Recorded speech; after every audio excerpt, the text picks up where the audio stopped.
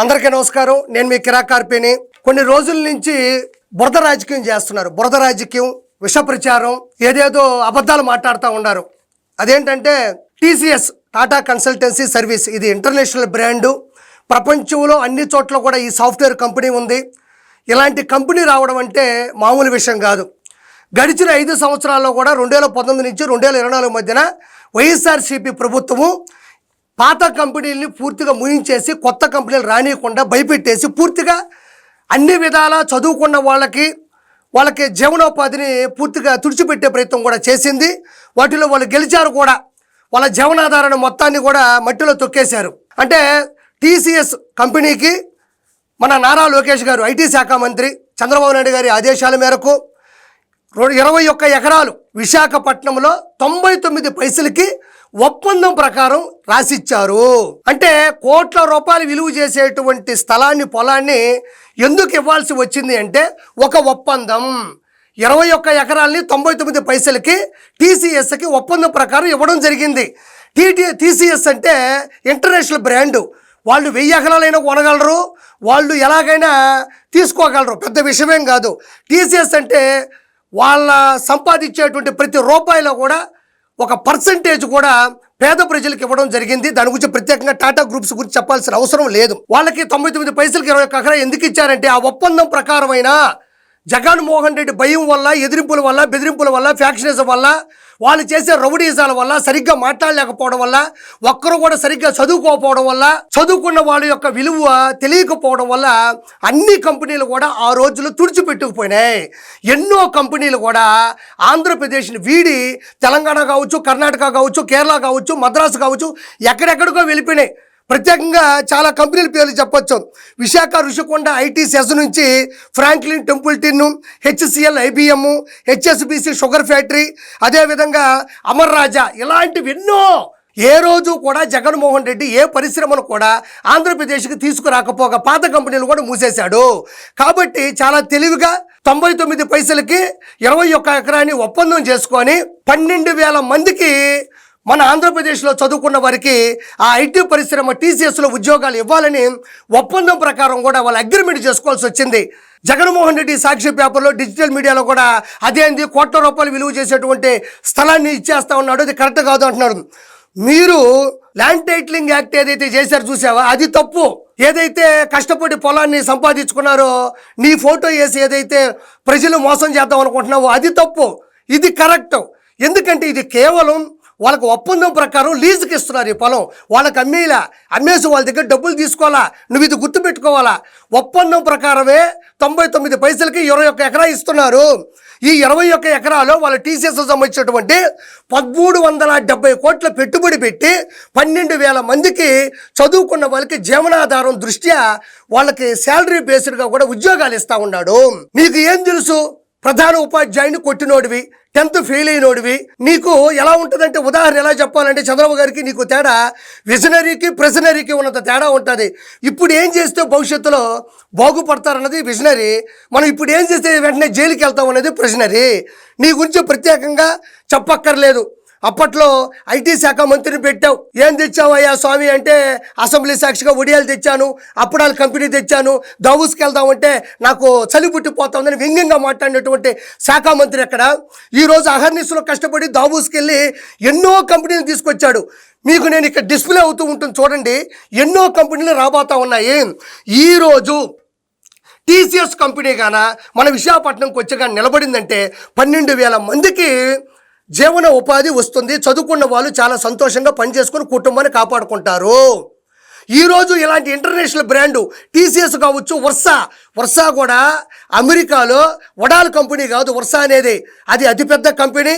దానికి 1000 కోట్లు పెట్టుబడి పెడతారు. అదే కంపెనీ కూడా మనకు వచ్చింది 5,728 కోట్ల పెట్టుబడితో.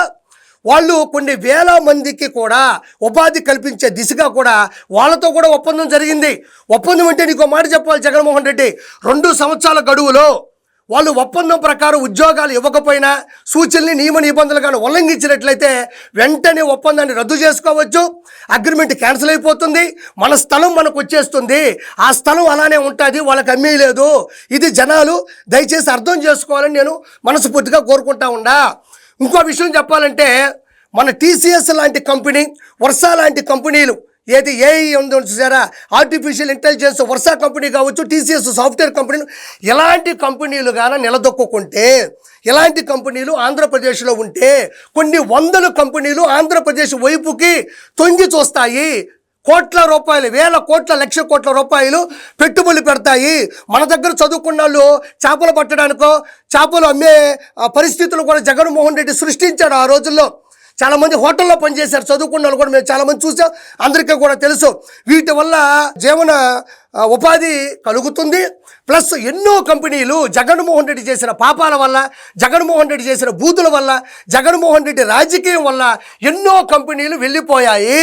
ప్రెసిడెంట్ ఈ టీసీఎస్, వర్ష లాంటి కంపెనీలు ఇక్కడ నిలదొక్కుంటే మిగతా కంపెనీలు ఇక్కడికి వస్తాయి. ఫర్ ఎగ్జాంపుల్ ఒకటి చెప్తున్నా, ఒక రోడ్డు మీద పోతా ఉంటే ఒక అతనికి పెద్ద యాక్సిడెంట్ అయి చనిపోయాడు. కొన్ని సంవత్సరాల వరకు అటు పోతే యాక్సిడెంట్ జరిగిందంట, అటు వెళ్ళొద్దు అనే ఒక భ్రమలోనే జనాలు అటు పోరు. కానీ ఒకడు ధైర్యం చేసి అటువైపుకి వెళ్ళగలిగాడు అనుకో, సురక్షితంగా ఇంటికి వచ్చాడు అనుకో, మిగతా వాళ్ళందరూ కూడా ఒరే అదేం లేదు లేరా, ఆ రోజు ఏదో యాక్సిడెంట్ అలా జరిగింది, ఇంకొకడు వచ్చాడు కదా, సంక్షేమంగా సురక్షితంగా వచ్చాడు కదా, సో మనము వెళ్ళొచ్చని వస్తారు.